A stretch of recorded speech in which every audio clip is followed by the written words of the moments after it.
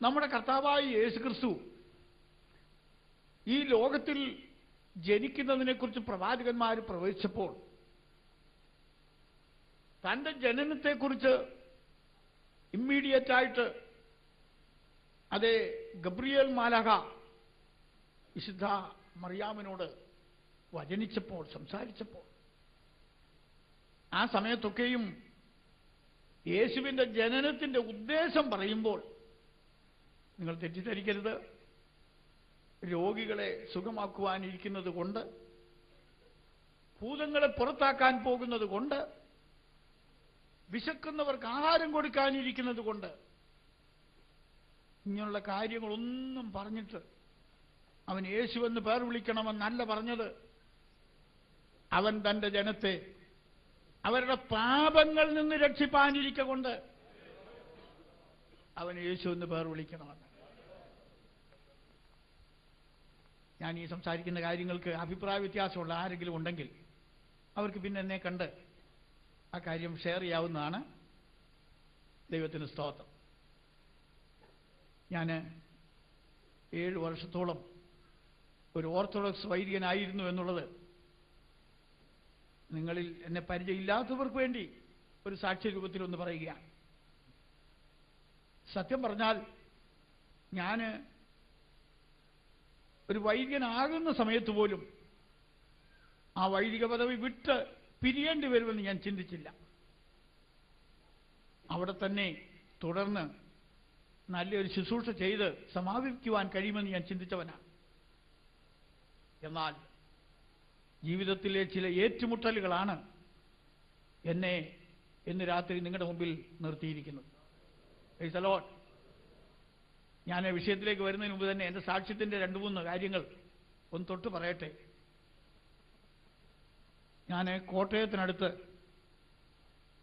അതേ താമസിക്കുന്നത് കൊണ്ട് കോട്ടയം ഭദ്രാസനത്തിലായിരുന്നു ഞാൻ വൈദികനായി ശുശ്രൂഷിച്ചത്. അന്ന് ഞാൻ അവിടെ ആയിരിക്കുമ്പോൾ കോട്ടയം ഏരിയയിലുള്ള രക്ഷിക്കപ്പെട്ട അനേകം ചെറുപ്പക്കാരായ യാക്കോബായ സഹോദരങ്ങൾ, ഞാൻ രക്ഷിക്കപ്പെട്ട ഒരു വൈദികനായിരുന്നു എന്നുള്ളത് കൊണ്ട് മറ്റു പട്ടക്കാരേക്കാൾ കൂടുതലായി അവരെന്നോട് സഹവസിക്കുകയും സഹകരിക്കുകയൊക്കെ ചെയ്തിരുന്നു. ഒരിക്കൽ ആ സഹോദരന്മാർ എന്നോട് പറഞ്ഞു, പെന്തക്കോസ്തുകാർക്കും ബ്രദറുകാർക്കും ഒക്കെ പരസ്യയോഗങ്ങളുണ്ടല്ലോ, നമുക്കൊരു പരസ്യയോഗമില്ലല്ലോ, നമുക്കൊരു പരസ്യയോഗം നടത്താമെന്ന് പറഞ്ഞു. നല്ല കാര്യത്തിന് ഉടനെ ആമയും പറയുന്ന ഒരു പ്രകൃതിയാണ് എൻ്റേത്. ഞാൻ ഉടനെ അവരോട് പറഞ്ഞു, സഹോദരങ്ങളെ നിങ്ങൾ ക്രമീകരിച്ചുകൊള്ളൂ, ഞാൻ വന്ന് പ്രസംഗിക്കാമെന്ന്. താമസിയാതെ കോട്ടയത്തിനടുത്ത് കുറിച്ചി എന്ന് പറയുന്ന സ്ഥലത്ത് ഒരു മെയിൻ റോഡിൻ്റെ സൈഡിൽ നിന്നുകൊണ്ട് ഞാൻ ഒരു വൈദികന്റെ കുപ്പായമിട്ട് പരസ്യയോഗത്തിന് പ്രസംഗിച്ചു. ദിവസങ്ങൾ കഴിയുന്നതിന് മുമ്പ് തന്നെ മെത്രാപ്പോലീത്തായുടെ കത്തെനിക്ക് കിട്ടി, വേഗം താനിവിടെ വരണമെന്ന്. ഞാനവിടെ ചെന്നപ്പോൾ അദ്ദേഹം എന്നെ അടിമുടിയൊന്ന് നോക്കി എന്നോട് പറഞ്ഞു, തന്നെ ഞാൻ വളരെ സ്നേഹിക്കുന്നുണ്ട്, തനിക്കൊരു നല്ല ഭാവിയുണ്ടെന്നാണ് എൻ്റെ വിചാരം എന്നെല്ലാം പറഞ്ഞതിന് ശേഷം പറഞ്ഞു, തന്നെക്കുറിച്ച് ആകാത്ത ഒരു കാര്യം കേട്ടല്ലോ, താന് ഈയിടെ റോഡ് സൈഡിൽ നിന്നുകൊണ്ട് പ്രസംഗിച്ചോ? ഞാൻ പറഞ്ഞു പ്രസംഗിച്ചു. അത് വളരെ തെറ്റിപ്പോയല്ലോ എന്ന് പറഞ്ഞു. ഉടനെ ഞാൻ ശാന്തനായിട്ട് അദ്ദേഹത്തോട് പറഞ്ഞു, നമ്മുടെ പൗലോസ് അപ്പോസ്തലൻ പുഴവക്കത്ത് നിന്ന് പ്രസംഗിച്ചില്ലേ?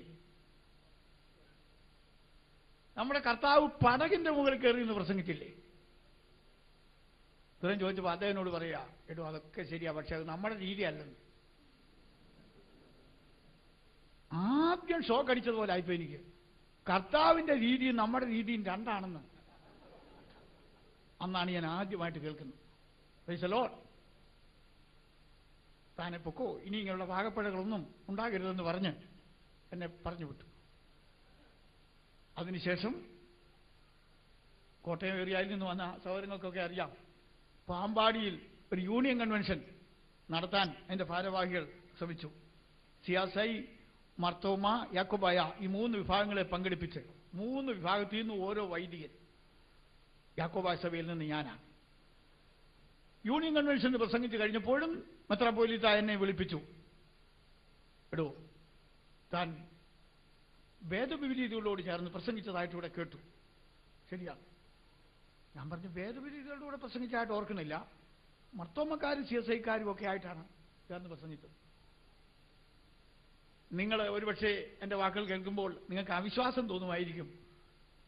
എന്നെ വിസ്തരിച്ച മെത്രാപ്പോലീത്ത മരിച്ചുപോയി, എനിക്ക് അദ്ദേഹത്തോടൊരു വിരോധവുമില്ല. ആരൊക്കെയാണ് ആ യോഗത്തിൽ സംബന്ധിച്ചതെന്ന് അദ്ദേഹത്തിനോട് ചോദിച്ചു. ഞാൻ പറഞ്ഞു, യാക്കോബായക്കാരും മാർത്തോമക്കാരും CSIക്കാരും ഒക്കെയാണ്. മാർത്തോമക്കാർ ക്രിസ്ത്യാനികളല്ലെന്ന് എനിക്ക് അറിഞ്ഞുകൂടെ? അത് രണ്ടാമത്തെ ഷോക്കാണ്. ഞാൻ പറഞ്ഞു, ഞാൻ ആദ്യമായിട്ട് കേൾക്കുകയാണ് അവർ ക്രിസ്ത്യാനികളല്ലെന്ന്. ഞാൻ ശാന്തമായിട്ട് അദ്ദേഹത്തോട് ചോദിച്ചു, എന്തുകൊണ്ടാണ് അവർ ക്രിസ്ത്യാനികളല്ലാത്തത് എന്ന് പറയാം. അപ്പൊ അദ്ദേഹം വലിയൊരു തിയോളജി എന്നെ പഠിപ്പിച്ചു. അദ്ദേഹം യെരുശലേമിൽ മർക്കോസിന്റെ മാളികയിൽ താമസിച്ച് അവിടെ വെച്ച് വട്ടമൊക്കെ ഏറ്റ ആളാണ്, അത്രയ്ക്ക് പാരമ്പര്യമുള്ള ആളാണ്. അദ്ദേഹം എന്നോട് പറഞ്ഞിടൂ, ക്രിസ്ത്യാനി എന്നുള്ള വാക്കുണ്ടായത് ക്രിസം എന്നുള്ള വാക്കിൽ നിന്നാണ്. ക്രിസം എന്ന് പറഞ്ഞാൽ ഹോളി ഓയിൽ അല്ലെങ്കിൽ മൂറോൻ തൈലം. മാർത്തോമാക്കാർക്ക് ക്രിസമില്ലാത്തത് കൊണ്ട്, മൂറോൻ തൈലം ഇല്ലാത്തത് കൊണ്ട് അവർ ക്രിസ്ത്യാനികളല്ല. അതുകൊണ്ട് ഇനി അവരുമായിട്ടൊന്നും സഹകരിക്കരുതെന്ന് പറഞ്ഞ് എന്നെ വിട്ടു. ഏത് കാര്യവും പൂർത്തിയാകുന്നത് മൂന്നാമത്തെ ഭാഗത്താണല്ലോ. അതുകൊണ്ട് രണ്ട് കാര്യങ്ങൾ കഴിഞ്ഞ് ഞാൻ പോയി. ക്ഷമിക്കണം, ഞാൻ എന്നെ പരിചയപ്പെടുത്തുമ്പോൾ ഓരോരുത്തർക്കും ഓരോ സ്വഭാവ പ്രത്യേകത ഉള്ളതുപോലെ എനിക്കൊരു പ്രത്യേകതയുണ്ട്. ഒരു കാര്യം ശരിയാണെന്ന് എനിക്ക് തോന്നിയാൽ ആര് ഭയപ്പെടുത്തിയാലും ആ കാര്യത്തിൽ പുറകോട്ട് പോകുന്ന ഒരു പ്രകൃതി എനിക്കില്ല. ഞാൻ പുറമെ ആള് ശാന്തനായിരിക്കും, പക്ഷെ കാര്യം മുന്നോട്ട് നീങ്ങിക്കൊണ്ടിരിക്കും. അതാണ് എൻ്റെ സ്വഭാവം. മൂന്നാമത് വളരെ അർജന്റായിട്ട് അതേ മെത്രാപ്പോലീത്ത എനിക്ക് വേണ്ടി ഒരു ഓർഡർ അയച്ചു. ഞാൻ ഒട്ടും താമസിക്കരുത്, ഇവിടെ വരണം. ഈ പ്രാവശ്യം അദ്ദേഹം വളരെ ഗൗരവമായിട്ട് എന്നെ നോക്കി. 2 പ്രാവശ്യം ഞാൻ ഗുണദോഷിച്ച് തന്നെ വിട്ടതാണ്. പിന്നെയും തന്നെ വിളിച്ച് ശാസിക്കേണ്ടി വന്നിരിക്കുന്നു. ഇപ്രാവശ്യം തനിക്കറിയാമോ എന്താ കാരണമെന്ന്? ഞാൻ പറഞ്ഞാട്ടെ. പുതുപ്പള്ളിക്കാരാരെങ്കിലും ഇവിടെ ഉണ്ടെങ്കിൽ അവർക്കറിയാം. പുതുപ്പള്ളിയിൽ വെള്ളിക്കുട്ട സെന്റ് തോമസ് പള്ളി എന്ന് പറയുന്ന ഒരു പള്ളിയാണ്. അവിടെ നടന്ന ഒരു സമ്മേളനത്തിൽ കന്യകമറിയാമിന്റെ നമസ്കാരം ചൊല്ലരുതെന്ന് ഞാൻ പ്രസംഗിച്ചു എന്നുള്ളതാണ് എൻ്റെ പേരുള്ള ആരോപണം. എന്നോട് ചോദിച്ചു, അങ്ങനെ ഒരു സംഭവം നടന്നിട്ടുണ്ടോ? ഞാൻ പറഞ്ഞു, അങ്ങനെ നടന്നിട്ടില്ല. പിന്നെ ഉള്ളത് പറ. ഞാൻ പറഞ്ഞു, ഞാനവിടെ പ്രസംഗിക്കാൻ ചെന്നപ്പോൾ പ്രാരംഭമായി അവർ നമസ്കാരം ചൊല്ലിയപ്പോൾ, പ്രാർത്ഥിച്ചപ്പോൾ നന്മ നിറഞ്ഞ മറിയമേ എന്നവർ ചൊല്ലി. പിന്നെ ഞാൻ പ്രസംഗത്തിന് മുമ്പായിട്ടത് കറക്റ്റ് ചെയ്ത് പറഞ്ഞപ്പോൾ, ഇനി നന്മ നിറഞ്ഞ മറിയമേ എന്ന് ചൊല്ലരുത്, കൃപ നിറഞ്ഞ എന്ന് ചൊല്ലിയാൽ മതി എന്ന് ഞാൻ തിരുത്തി പറഞ്ഞെന്ന് പറഞ്ഞു. അദ്ദേഹം വളരെ കോപിച്ചെന്നോട് ചോദിച്ചു, എന്താണോ നന്മയും കൃപയും തമ്മിൽ വ്യത്യാസം? അപ്പൊ എനിക്കിങ്ങനെ തോന്നി, ഒരാൾ എന്നോട് ഇങ്ങനെ ചോദിക്കുന്നതായിട്ട്, എടോ രാത്രിയും പകലും തമ്മിൽ എന്താണോ വ്യത്യാസം?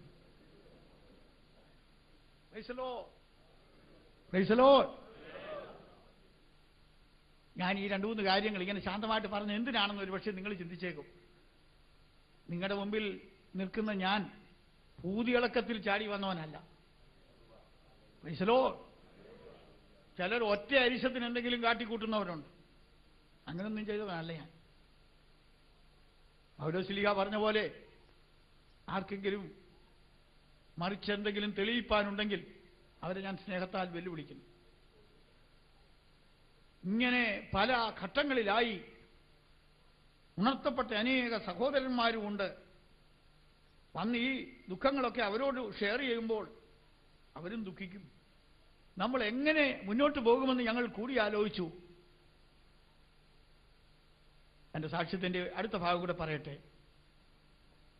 ഇംഗ്ലീഷിൽ ഇങ്ങനെ ഒരു പറച്ചിലുണ്ടല്ലോ, offence is the best defence എന്ന്.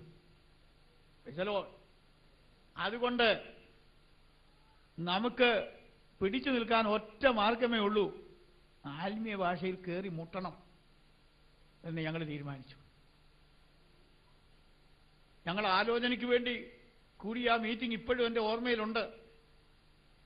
ഏകദേശം 100-ൽ താഴെ ചെറുപ്പക്കാർ കോട്ടയത്തിൻ്റെ ഏറിയയിൽ നിന്ന് രക്ഷിക്കപ്പെട്ടവർ ഒരുമിച്ച് കൂടിയിട്ടുണ്ട്. എങ്ങനെ നമ്മൾ ഈ വൈതരണിയെ അഭിമുഖീകരിക്കണമെന്നുള്ളതാണ് ചിന്താവിഷയം. നേതൃത്വത്തോട് നേരിട്ട് ചില കാര്യങ്ങൾ സംസാരിക്കണമെന്നാണ് തീരുമാനിച്ചത്. എല്ലാവരും ഏകകണ്ഠമായിട്ടത് ഉറപ്പിച്ചു. എന്നാൽ ആരതിനു വേണ്ടി മുന്നോട്ട് ഇറങ്ങുമെന്ന് ചോദിച്ചപ്പോൾ ശവക്കോട്ടയിലെ മൗനം പോലെ ഒരു വലിയ മൗനം അവിടെ വ്യാപിച്ചു. Price the Lord. കുട്ടികളൊക്കെ കേട്ടിട്ടുണ്ടായിരിക്കാം ഒരു പഴഞ്ചൊല്ല്, പൂച്ചയ്ക്ക് മണി കെട്ടിയാൽ പൂച്ച വരുമ്പോൾ അറിയാം എലികൾക്ക് ഓടി രക്ഷപ്പെടാം. എലികളെല്ലാം കൂടി അത് സമ്മതിച്ചു. എന്നാൽ ആര് കെട്ടും പൂച്ചയുടെ കഴുത്തിൽ മണിയെന്ന് ചോദിച്ചപ്പോൾ ആരും തയ്യാറായി. ഒടുവിൽ ഞാൻ പറഞ്ഞു, സഹോദരന്മാരെ, ആ ജോലി ഞാൻ തന്നെ ചെയ്യാമെന്ന് പറഞ്ഞു. Price the Lord. ഒരു 30ഓളം ചോദ്യങ്ങൾ തിയോളജിക്കൽ ക്വസ്റ്റ്യൻസ് ആണ്, അല്ല ചുമ്മാതെ മനസ്സിൽ തോന്നുന്ന എന്തെങ്കിലും അല്ല. എഴുതി ഭൂമിയിലേക്കല്ല അയച്ചത് കേട്ടോ, ദേവലോകത്തേക്ക്. കോട്ടയത്തിനടുത്താണ് ദേവലോകം. Praise the lord. അവിടെ സഭയുടെ പരമാധ്യക്ഷനായിരിക്കുന്ന കത്തോലിക്ക ബാബ തിരുമേനിക്ക് വേണ്ടി അയച്ചു കൊടുത്തു. നിങ്ങൾ ഈസിയായിട്ടിരുന്ന് കേൾക്കുന്നു, പക്ഷെ ഇതൊന്നും ഈസിയായ കാര്യങ്ങളല്ല. Price the Lord. 30 ചോദ്യങ്ങൾ എഴുതി അയച്ചിട്ട് ദയവായി ഇതിന് മറുപടി നൽകണം എന്ന് അറിയിച്ചു. ഒരു മറുപടിയും കിട്ടിയില്ല. ഒരു റിമൈൻഡർ അയച്ചു, എത്രയും വേഗം എനിക്ക് മറുപടി നൽകണം, ഇല്ലെങ്കിൽ ഞാൻ എങ്ങനെ മുന്നോട്ട് പോകണമെന്ന് കർത്താവ് എനിക്ക് കാണിച്ചു തരും എന്ന അടിയിലൊരു കുറിപ്പും കൂടെ വെച്ചു. എന്നെ 4 വർഷം തിയോളജിക്കൽ കോളേജിൽ പഠിപ്പിച്ച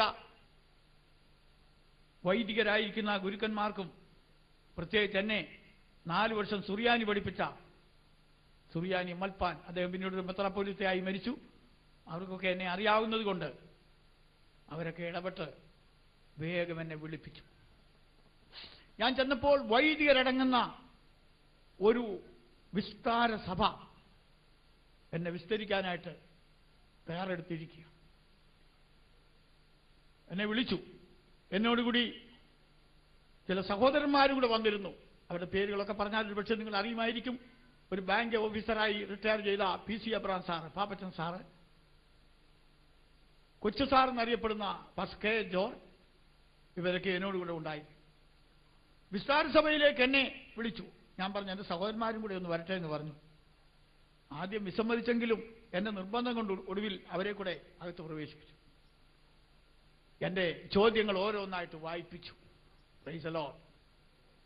എൻ്റെ 30 ചോദ്യങ്ങൾ എന്തൊക്കെയാണെന്ന് ഒന്ന് കേട്ടാൽ കൊള്ളാമെന്ന് ഒരുപക്ഷെ നിങ്ങളുടെ മനസ്സിൽ ആഗ്രഹം കാണും.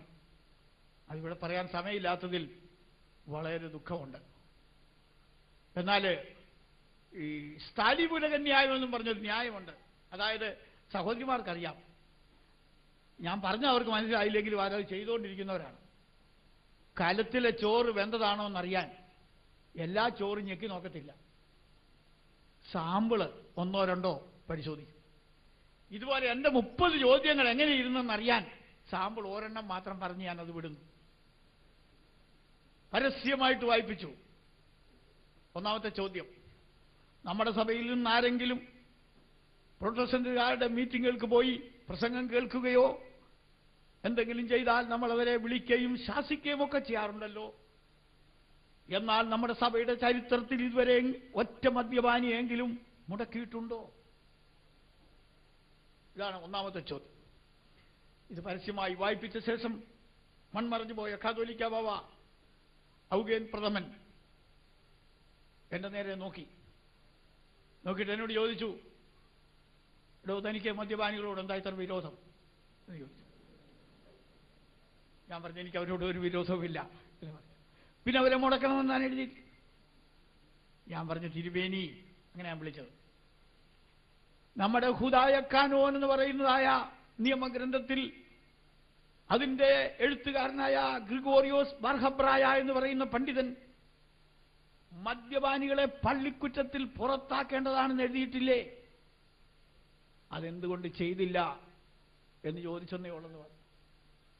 അപ്പൊ ഞാൻ പ്രമാണം ഉദ്ധരിച്ചാണ് സംസാരിച്ചതെന്ന് മനസ്സിലായപ്പോൾ എം വി ജോർജ് അച്ഛനെന്ന് അന്നറിയപ്പെടുന്ന, ഇന്ന് മരണം ഭദ്രാസനത്തിന്റെ ഒസ്താത്യോസ് തിരുമേനി ആയിരിക്കുന്ന ദേഹമൊക്കെ ആ സദസ്സിൽ ഇരിപ്പുണ്ട്. എന്നെ വിസ്തരിക്കാൻ വന്നിരിക്കുകയാണ്. ഞാൻ ഇത് ചോദിച്ചപ്പോൾ എനിക്ക് കിട്ടിയ മറുപടി മാത്രം പറഞ്ഞ് ഞാൻ അവസാനിപ്പിക്കുന്നു. താൻ പറയുന്ന പോലെ മദ്യപാനികളെ മുടക്കിയാൽ പിന്നെ നമ്മുടെ സഭയിൽ ആള് കാണുക എന്നുള്ള വിവരം എനിക്കറിഞ്ഞുകൂടെ എന്ന്. Price the lord. ഈ രീതിയിലാണ് 30 ചോദ്യങ്ങൾക്ക് എനിക്ക് മറുപടി നൽകിയത്. ദൈവത്തിന് സ്തോത്രം. ചുരുക്കി പറഞ്ഞാൽ ആ വിസ്താരം കഴിഞ്ഞ് ഞാൻ ദുഃഖിതനായി വെളിയിലിറങ്ങി നിൽക്കുമ്പോൾ എന്നെ ഒരു മകനെപ്പോലെ സ്നേഹിച്ച, ഞാൻ പറഞ്ഞല്ലോ എന്നെ 4 വർഷം സുറിയാനി പഠിപ്പിച്ച മൽപ്പാൻ എന്നുള്ള വാക്കിന് ടീച്ചറിനെ അർത്ഥമുള്ളൂ. സുറിയാനി മൽപ്പാനായിരിക്കുന്ന യുഹാനോൻ, അദ്ദേഹം പിന്നീട് സെവേറിയോസ് എന്ന് പറയുന്ന മെത്രാപ്പൊലീത്ത ആയി തീർന്നു.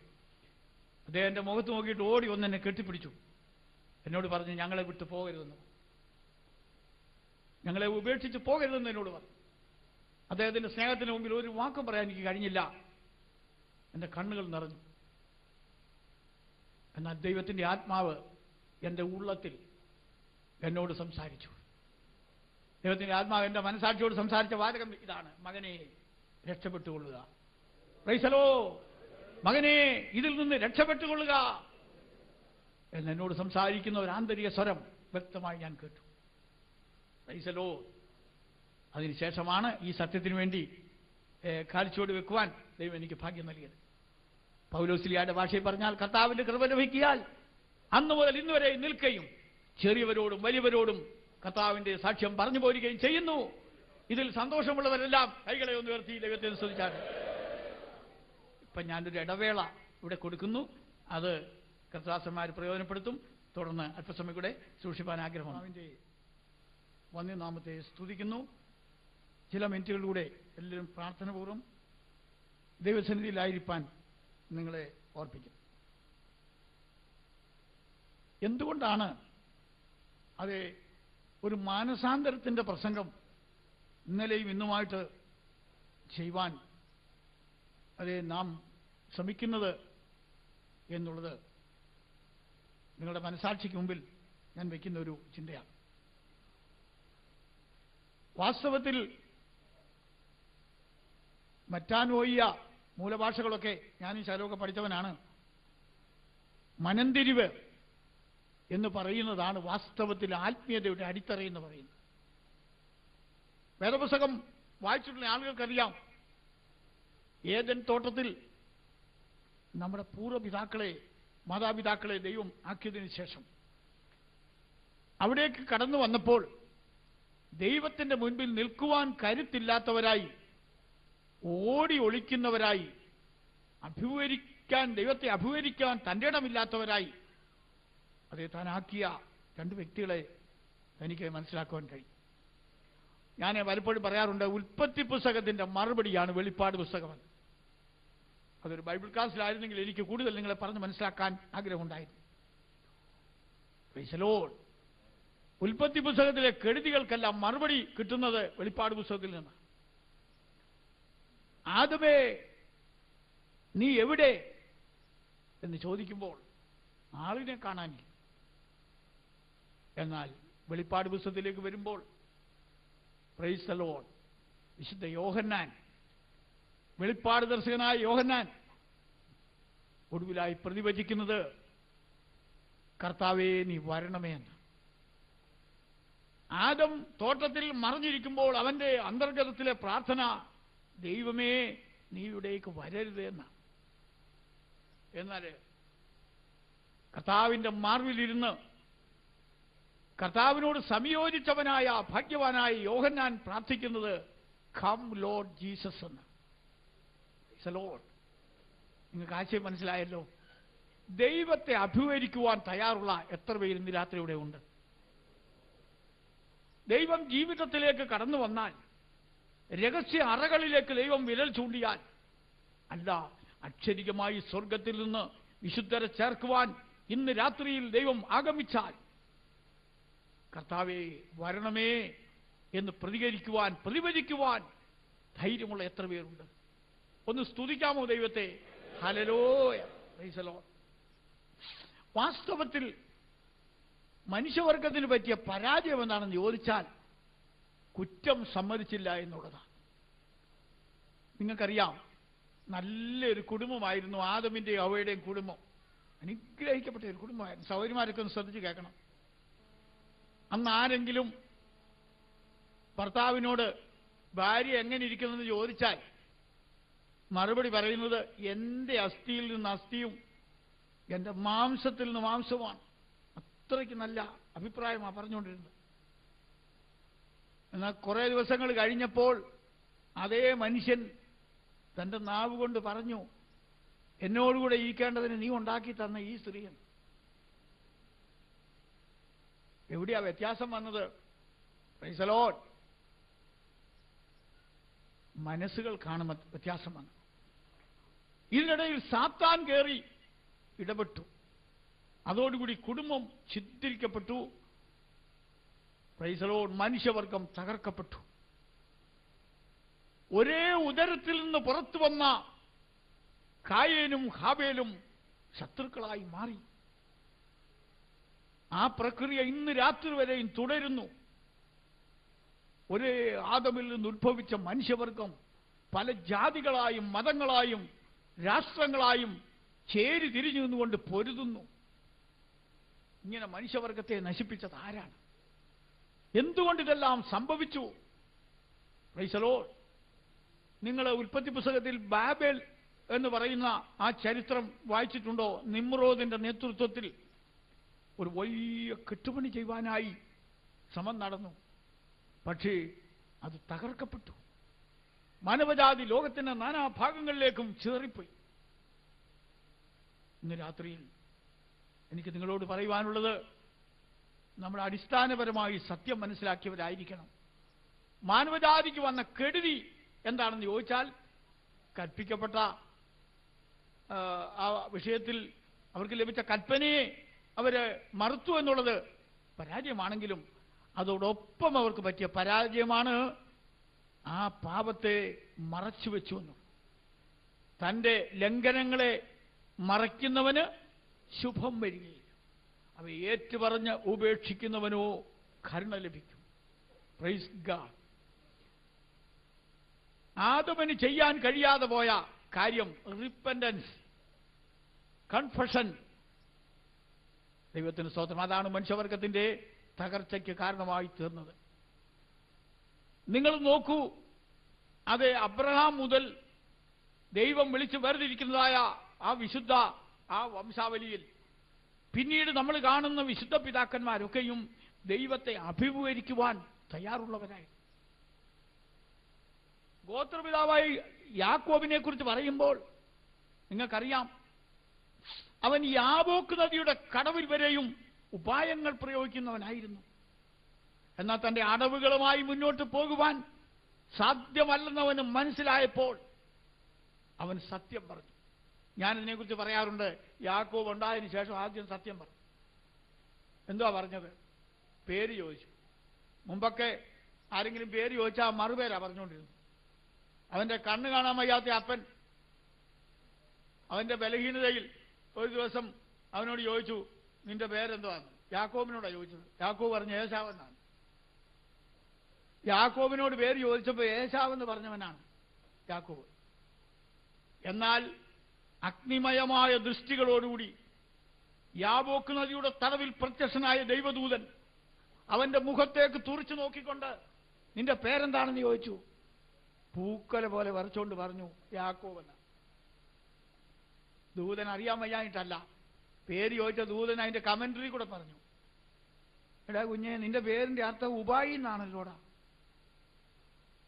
ഒരു പേര് വിട്ടു, പുതിയ ഒരു നാമം. ഇസ്രയേൽ മൂലഭാഷയിൽ ദൈവത്തിന്റെ കൃഷിയെന്നോ ദൈവത്തിന്റെ വിതയെന്നോ അർത്ഥമുള്ള ഒരു പുതിയ പേര് അവന് നൽകി. ദൈവത്തിന് സ്തോത്രം. ഇന്ന് രാത്രി എനിക്ക് നിങ്ങളോട് പറയാനുള്ളത്, നമ്മുടെ ജീവിതത്തിൽ നാം അനുഗ്രഹം പ്രാപിക്കണമെങ്കിൽ ദൈവത്തെ അഭിമുഖീകരിപ്പാൻ തയ്യാറാകണം. ദൈവത്തോട് ഹൃദയം തുറന്ന് സംസാരിക്കുവാൻ നാം ഏൽപ്പിച്ചു കൊടുക്കണം. കൗശലങ്ങളും തത്വജ്ഞാനങ്ങളും ഒന്നും ദൈവത്തിന് ആവശ്യമില്ല. Price the lord. ഞാൻ ഒരു കാര്യം കൂടെ പറയട്ടെ, ഞാൻ സമയപരിമിതിയെ മാനിക്കുന്നു. മാനസാന്തരത്തിന് പകരം അതിന് പകരം വേറെ ഒന്നുമില്ല. Price the Lord. യാതൊന്നും അതിന് സബ്സ്റ്റിറ്റ്യൂട്ടായിട്ടില്ല. നമ്മുടെ കുറ്റം ദൈവസന്നിധിയിൽ സമ്മതിക്കുന്നതിന് പകരം സ്തോത്ര കാഴ്ച ഇടുകയോ അതിന് പകരം പ്രാർത്ഥന ചൊല്ലുകയോ പെരുന്നാള് ഘോഷിക്കുകയോ ഇതൊന്നും അതിന് പകരമാകയില്ല. അതാണ് കഴിഞ്ഞ രാത്രി നമ്മൾ ചിന്തിച്ചത്. ഈ ധൂർത്തപുത്രൻ, മുടിയൻ പുത്രൻ, തമിഴിൽ കട്ടകുമാരൻ എന്നാണ് പറയുന്നത്. മുടിയൻ പുത്രൻ എന്ന് പറഞ്ഞാൽ തന്നെ അവസാനിപ്പിച്ചവനാണ് അതിന്റെ അർത്ഥം. അതിരെ വന്നവനാണ്. എല്ലാം കളഞ്ഞു കുളിച്ച് ഒന്നുമില്ലാത്തവനായി വന്നിരിക്കുകയാണ്. അപ്പനുമായിട്ട് അവൻ സംസാരിച്ചു. അവന്റെ ജീവിതം ഭാഗ്യമായി തീർന്നു. എങ്ങനെയെന്ന് ഞാൻ പറയട്ടെ. അവൻ കലവറ കൂടാതെ അപ്പനോട് സംസാരിച്ചു. അപ്പാ, പ്രൈസ് ദി ലോർഡ്, നിങ്ങൾ ക്ഷമിക്കണം, ഞാനും ഇഷ്ടമില്ലാതെ ഇതൊക്കെ ചില കാര്യങ്ങൾ പറയുന്നത്. ഒരു ദിവസം ഞാനൊരു ഒരു യോഗത്തിൽ നാട്ടിൽ സംബന്ധിച്ചു. ഞാൻ എൻ്റെ ചെവിക്ക് കേട്ടതാണ്. പലരും സാക്ഷ്യം പറഞ്ഞ കൂട്ടത്തിൽ ഒരാൾ എഴുന്നേറ്റ് പറഞ്ഞതാ, ഒരു ചെറുപ്പക്കാരൻ, ദാവീദിനെ പോലെ എനിക്കും ചെറിയൊരു പാകപ്പഴ പറ്റി. ദാവീദിന് ചെറിയ പാകപ്പഴ പറ്റിയെന്ന് തന്നോട് ആര് പറഞ്ഞു? Price the Lord. വലിയ പാപമെല്ലാം ചെയ്ത് കൂട്ടിയയച്ച് കൊച്ചു പാകപ്പഴയായിട്ട് കൊണ്ട് നടക്കുന്ന ആളുകൾ. ദൈവത്തിന് സ്തോത്രം. ഈ മുടിയൻ പുത്രൻ അപ്പനോട് പറഞ്ഞത്, അപ്പാ, ഞാൻ സ്വർഗത്തോടും നിന്നോടും പാപം ചെയ്തു. അതിന്റെ വ്യാഖ്യാനമൊക്കെ പറഞ്ഞാൽ കൊള്ളാമെന്ന് എനിക്ക് ആഗ്രഹമുണ്ട്. നാം ഒരു പാപം ചെയ്യുമ്പോൾ അത് ദൈവത്തോട് മാത്രമല്ല, ദൈവരാജ്യത്തോടുമാണ്, ദൈവത്തിന്റെ സഭയോടുമാണ്. സ്വർഗത്തോടും നിന്നോടും പാപം ചെയ്തു. നിന്റെ മകൻ എന്ന പേരിന് ഞാൻ യോഗ്യനല്ല. അതേസമയം ഇന്ന് നമ്മൾ കേൾക്കുന്നത് എങ്ങനെയാണെന്നറിയാമോ? യോഗ്യനാണെന്നാണ്. ഒത്തിരി പേര് യോഗ്യരാണെന്ന് പറഞ്ഞ് നടക്കാണ്. ഒക്സിയോസ് എന്നും പറഞ്ഞൊരു സുറിയാനി വാക്കുണ്ട്. അതിന്റെ അർത്ഥം യോഗ്യനാണെന്ന്. യോഗ്യൻ. ദൈവസന്നിധി നമ്മൾ ചെല്ലുമ്പം പറയേണ്ടത് ഞാൻ യോഗ്യനല്ലെന്നാണ്. തന്നെയുമല്ല, കൂലിക്കാരിൽ ഒരുത്തനെ പോലെ അത്രമാത്രം താഴ്ത്തപ്പെടുവാൻ അവൻ തയ്യാറാണ്. അങ്ങനെ അവൻ സമർപ്പിച്ചതിനാൽ തന്നെത്താൻ താഴ്ത്തുന്നവനെല്ലാം ഉയർത്തപ്പെടും എന്നുള്ള പ്രമാണമനുസരിച്ചാണ് പിതാവ് അവനെ ഉയർത്തുവാൻ തീരുമാനിച്ചത്. ദൈവത്തിന് സ്തോത്രം. എന്നാൽ ഇന്ന് രാത്രിയിൽ അതിന്റെ തുടർച്ചയായിട്ട് ഒന്ന് രണ്ട് ചിന്തകൾ നിങ്ങളുടെ മുമ്പിൽ വെക്കുവാൻ എനിക്ക് താല്പര്യമുണ്ട്. അപ്പനുമായിട്ട് വെറുതെ ഒരു എഗ്രിമെന്റ് ഉണ്ടായി, നീ ഇവിടെ താമസിച്ചോ എന്ന് പറയുന്നതായിട്ടല്ല നമ്മൾ വേദപുസ്തകത്തിൽ കാണുന്നത്. അവർ തമ്മിൽ നിരപ്പ് പ്രാപിച്ചതിന് ശേഷം നമ്മൾ വായിക്കുന്നത്, ആ പിതാവ് തന്റെ വേലക്കാരെ വിളിച്ചിട്ട് ഈ മകനെ സംബന്ധിച്ചിടത്തോളം ചില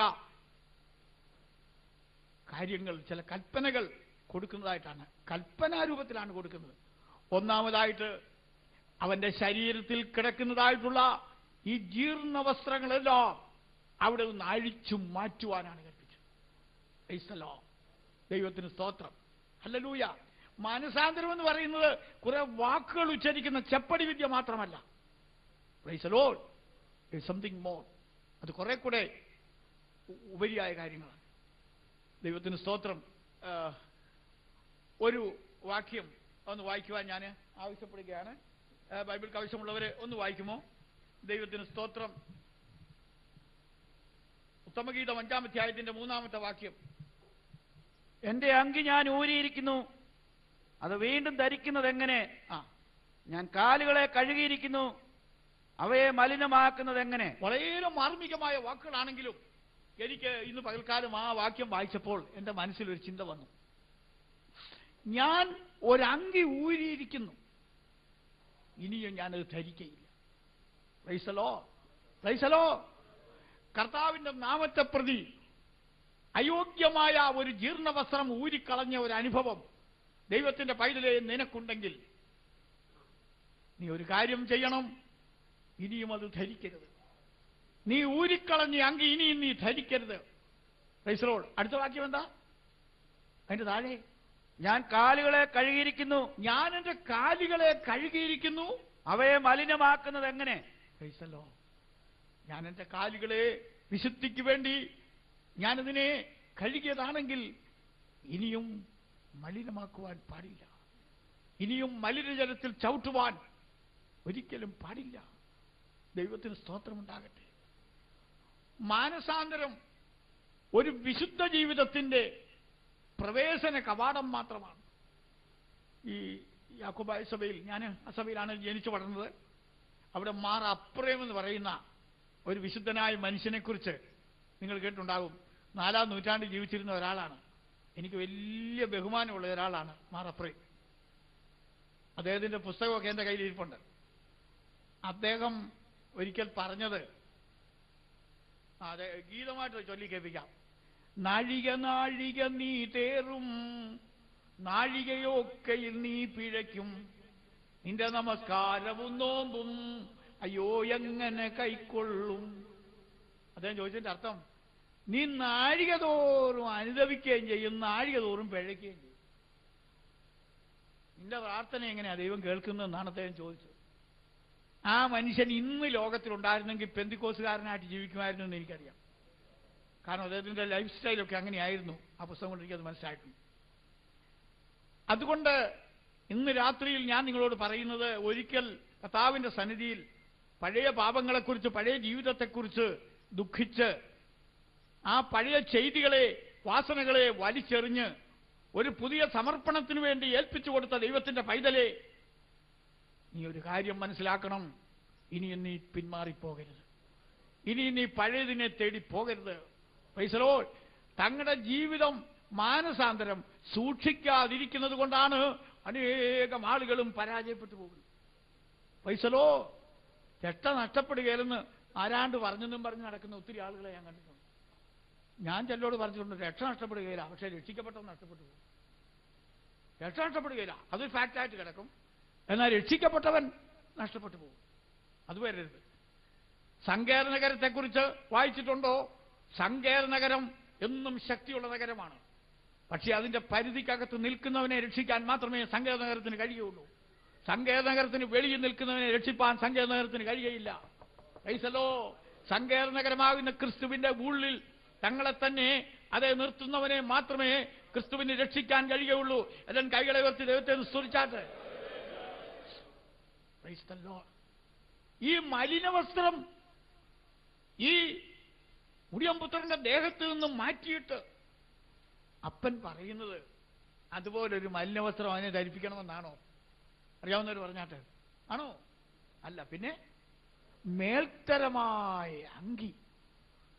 നമ്മുടെ ആളുകൾക്കൊക്കെ, നിങ്ങൾ തെറ്റിദ്ധരിക്കരുത്, മേൽത്തരമായ അങ്കി എന്നൊക്കെ പറഞ്ഞാൽ ഇവിടെ കടയിലൊക്കെ വിൽക്കാൻ വെച്ചിരിക്കുന്ന വില കൂടിയ അങ്കി എന്നൊക്കെ ആ പലരുടെയും മനസ്സിൽ വരുന്ന ചിന്ത അല്ല.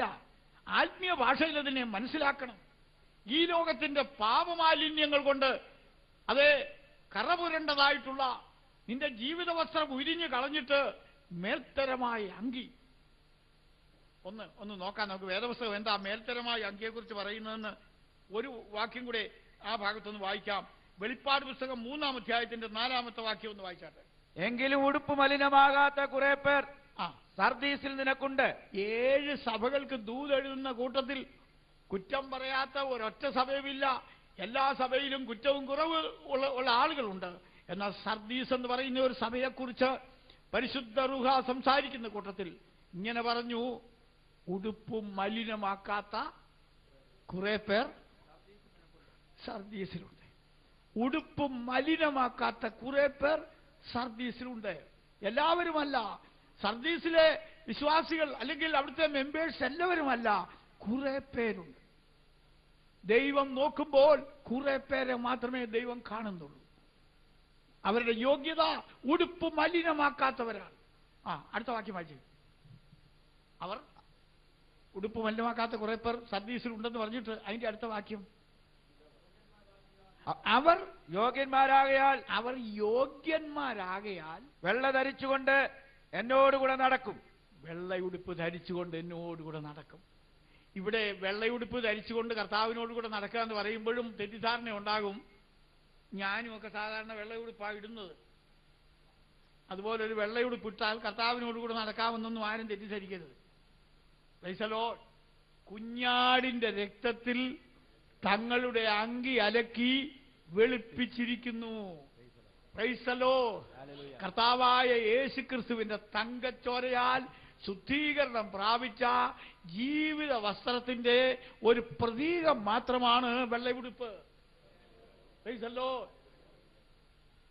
ഈ ഓർത്തഡോക്സ് യാക്കോബായ വിഭാഗങ്ങളിൽ നിന്ന് മുന്നോട്ട് വന്നവരോ ഇപ്പൊ അവിടെ നിൽക്കുന്നവരാണെങ്കിലും കുഴപ്പമൊന്നുമില്ല, നിങ്ങളോട് ഞങ്ങൾക്ക് സ്നേഹമുണ്ട്. അങ്ങനെയുള്ള പ്രിയപ്പെട്ടവർ അവരുടെ കൈകളെ ഒന്ന് ഉയർത്തിപ്പിടിക്കാമോ? എൻ്റെ ഒരു സന്തോഷത്തിന് ചോദിക്കുകയാണ്. ഓർത്തഡോക്സ് യാക്കോബായ വിഭാഗത്തിൽ നേരത്തെ നിന്നവരോ ഇപ്പോൾ നിൽക്കുന്നവരോ ആയ പ്രിയപ്പെട്ടവർ, നിങ്ങളെ ഒന്ന് ഉപദ്രവിക്കാൻ വേണ്ടിയല്ല, സന്തോഷത്തിന് ചോദിച്ചെന്നേ ഉള്ളൂ. ഓക്കെ, കൈതാത്തില്ല. ഈ യാക്കോബായ സഭയിലെ ഓശാന പെരുന്നാളിനുമൊക്കെ കുരുത്തോലകൾ ഇങ്ങനെ പിടിച്ചുകൊണ്ട് അതേ വലിയ ശുശ്രൂഷകളൊക്കെ ഉണ്ട്. ദൈവത്തിന് സ്വാതന്ത്ര്യം. ചിലർ കുരുത്തോല ഉണങ്ങി വെക്കുന്നവരുണ്ട്, അങ്ങനെയൊക്കെ ഉണ്ട്. എന്നാൽ എന്തിനാണ് ഈ കുരുത്തോല ഉപയോഗിക്കുന്നത്?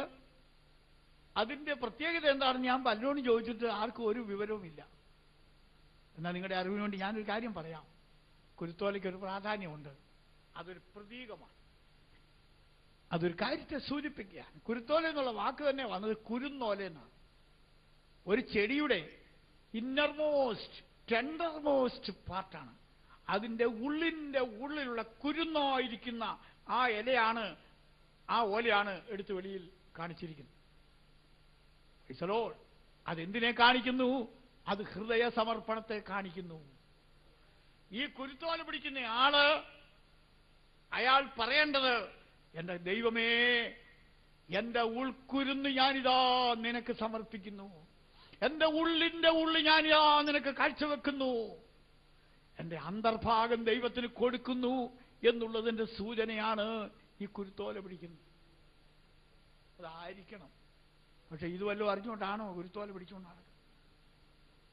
അപ്പൊ ഹൃദയത്തിന്റെ അന്തർഭാഗം ദൈവത്തിന് കൊടുക്കേണ്ടതിന് പകരം ഇന്ന് ഒത്തിരി പേര് പുറമടല കർത്താവിന് കൊടുക്കുന്നത്. Price the lord. ഹല്ലേലൂയ. അന്തർഭാഗത്തിലെ സത്യമല്ലോ നീ ഇച്ഛിക്കുന്നത്, അന്തരംഗത്തിൽ തന്നെ ജ്ഞാനം ഗ്രഹിപ്പിക്കണമേ. ഹൃദയത്തിന്റെ അന്തർഭാഗം എന്റെ കർത്താവിന് കൊടുത്തെന്ന് ധൈര്യമുള്ളവർ ദൈവത്തെ ഒന്ന് സ്തുതിച്ചാട്ടെ. Praise the lord. ഹല്ലേലൂയ. അതുകൊണ്ട് ഈ ധൂർത്തപുത്രൻ മടങ്ങി വന്നപ്പോൾ പിതാവ് എന്തു ചെയ്തു?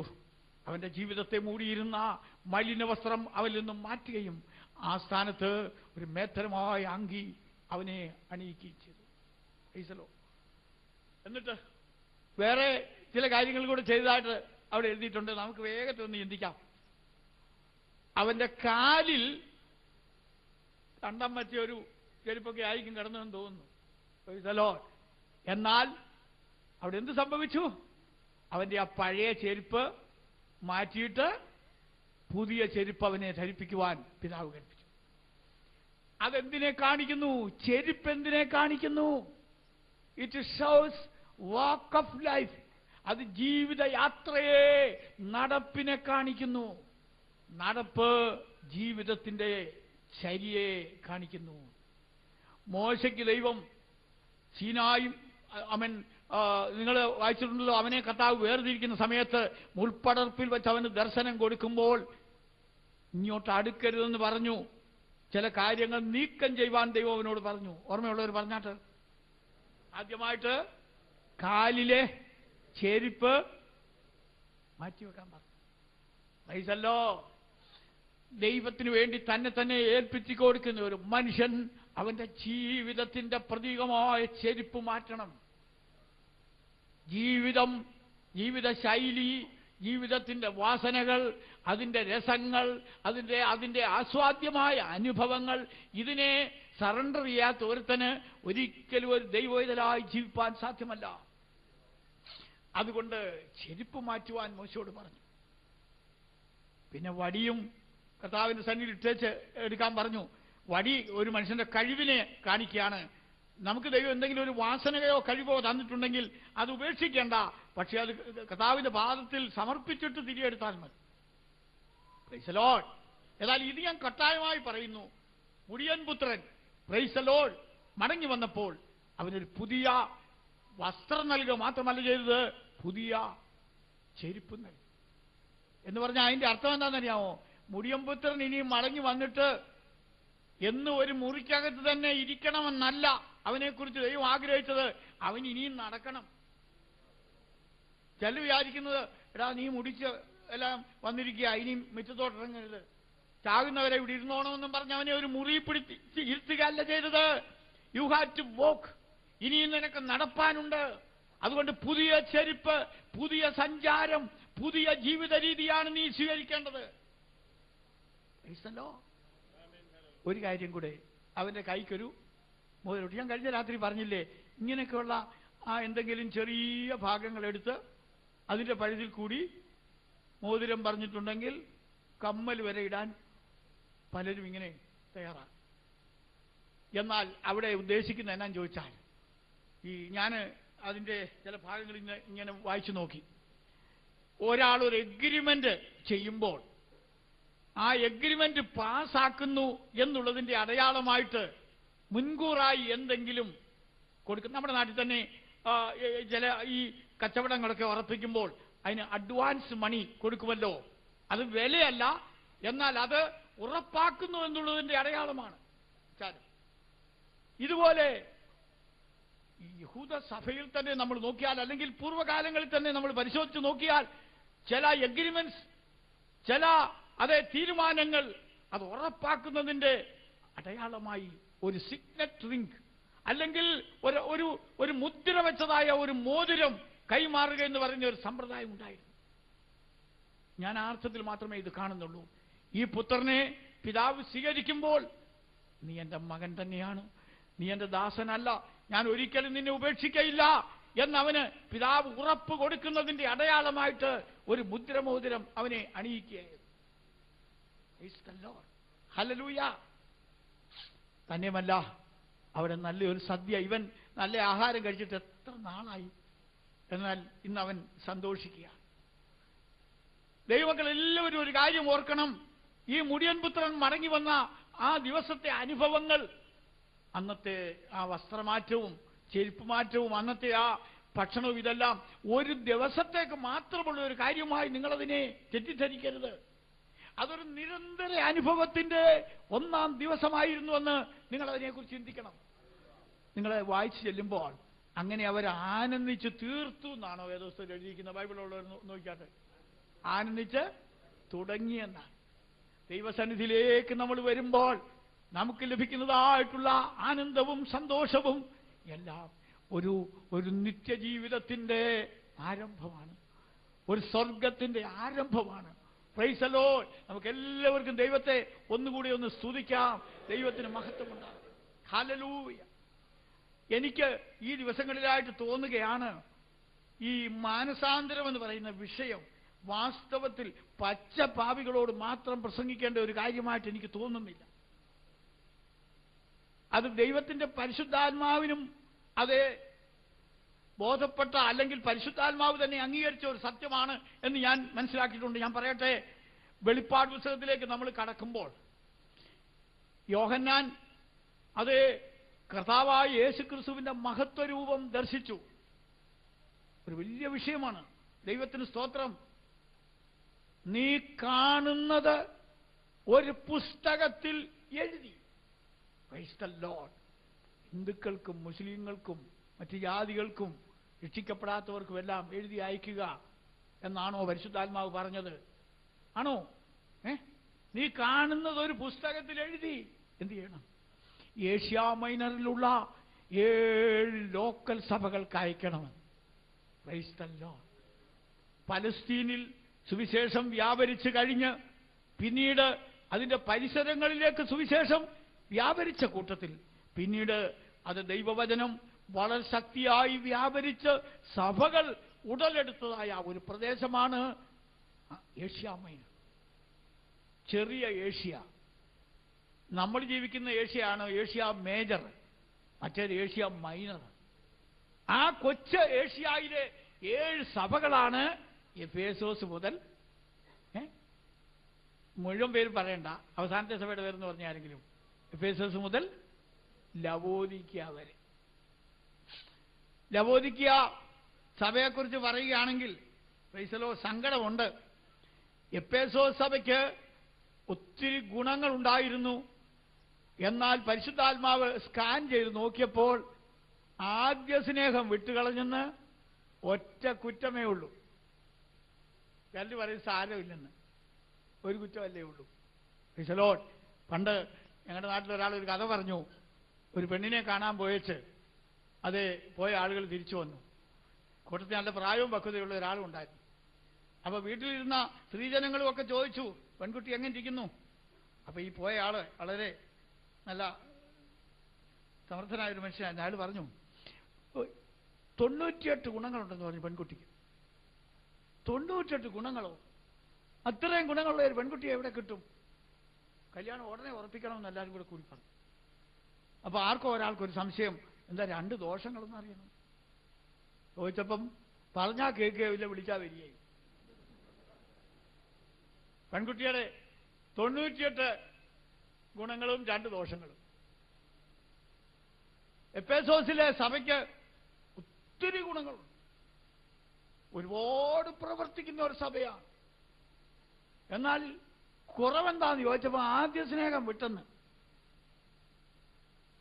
ഒരു കുടുംബത്തിൽ ഭാര്യയും ഭർത്താവും അവരുടെ ജീവിതം എങ്ങനെ ഇരിക്കുമെന്ന് അന്വേഷിച്ചപ്പോൾ എല്ലാം വേണ്ടുവോളമുണ്ട്. നല്ല വീട്, വീട്ടുപകരണങ്ങൾ, വളർത്തുമൃഗങ്ങൾ, ലോകപ്രകാരം ഒരാൾ അഭിലഷിക്കുന്നതെല്ലാം വേണ്ടുന്നതിലധികമായി ആ വീട്ടിലുണ്ട്. ഒരൊറ്റ കുറവേ ഉള്ളൂ. അന്വേഷിച്ചപ്പോൾ ഭാര്യയും ഭർത്താവും തമ്മിൽ സ്നേഹമില്ല. ആദ്യ സ്നേഹം വിട്ടുകളഞ്ഞു എന്നൊരു കുറ്റം നിന്നെക്കുറിച്ച് പറയുവാനുണ്ടെന്ന് പറഞ്ഞത് ജാതികളോടല്ല, ദൈവസഭയോട്. എന്നിട്ട് പരിശുദ്ധാത്മാവ് പറഞ്ഞത് കേൾക്കണമോ? എത്രയും വേഗം ഏതിൽ നിന്ന് വീണിരിക്കുന്നു. ഈ സ്നേഹരാഹിത്യം എന്ന് പറയുന്നത് ഇറ്റ്സ് എ ഫോൾ. അത് ഉയരത്തിൽ നിന്നുള്ളൊരു വീഴ്ചയാണ്. ഏതിൽ നിന്നും വീണിരിക്കുന്നു എന്ന് ഓർത്ത് നീ ആദ്യത്തെ പ്രവൃത്തി ചെയ്യുക. Praise Lord. ആദ്യത്തെ പ്രവൃത്തി ചെയ്യുക. Praise Lord. അമേരിക്കയിലെ ഒത്തിരി ദുരുപദേശങ്ങളും പഠിപ്പിക്കുന്ന സഭകളൊക്കെ ഉണ്ടെന്നാണ് പറയുന്നത്. അതിൽ ഒരാൾ എന്നോട് പറഞ്ഞു, ഈ ആദ്യത്തെ പ്രവൃത്തി ചെയ്യുക എന്ന് പറഞ്ഞാൽ ആ ദുരുപദേശ സഭയുടെ ടീച്ചിങ് സ്നാനപ്പെടുക എന്ന്. അതായത് വിശ്വസിച്ചാൽ ഉടനെ ചെയ്യുന്ന ആദ്യത്തെ പ്രവൃത്തി സ്നാനമാണ്. അതുകൊണ്ട് ഒരാൾ എപ്പോഴെങ്കിലും ഒരു തെറ്റ് ചെയ്താൽ ഉടനെ ആദ്യത്തെ പ്രവൃത്തി ചെയ്യും. അതായത് പിന്നെയും പോയി സ്നാനപ്പെടും. അപ്പോൾ വെള്ളത്തിൽ നിന്ന് കയറാൻ നേരം കാണും. പ്രൈസല്ലോ. എന്നാൽ വേദപുസ്തകം പറയുന്നത് ആദ്യത്തെ പ്രവൃത്തി എന്ന് പറയുന്നത് മാനസാന്തരമാണ്. പ്രൈസല്ലോ. സ്നാനമല്ല, മാനസാന്തരമാണ് ആദ്യത്തെ പ്രവൃത്തി. പ്രൈസല്ലോ. നമ്മൾ കർത്താവിനോട് അതേ ചെയ്ത ഉഭയസമ്മതത്തിൽ നിന്ന് അറിഞ്ഞോ അറിയാതെയോ നമ്മുടെ മനസ്സ്, നമ്മുടെ സമർപ്പണം പുറകോട്ട് പോയിട്ടുണ്ടെങ്കിൽ നമ്മൾ എത്രയും വേഗം അത് ആ മാനസാന്തരം പുതുക്കി മുന്നോട്ട് വരേണ്ടത് ആവശ്യമാണ്. നീ അങ്ങനെ മാനസാന്തരപ്പെടണമെന്ന് എഫേസോസിലെ സഭയോട് പറഞ്ഞു. ഇല്ലെങ്കിൽ സാരമില്ലെന്നല്ല പരിശുദ്ധാത്മാവ് പറഞ്ഞത്. നീ മാനസാന്തരപ്പെടുന്നില്ലെങ്കിൽ നിന്റെ നിലവിളക്ക് അതിന്റെ നിലയിൽ നിന്ന് നീക്കിക്കളയുമെന്ന്. ആസ്തിക്യം തന്നെ ഇല്ലാതെ പോകും. വൈസലോ. ഞാൻ ആ സഭകളെക്കുറിച്ചൊന്നും കൂടുതലായി പ്രസംഗിക്കുന്നില്ല.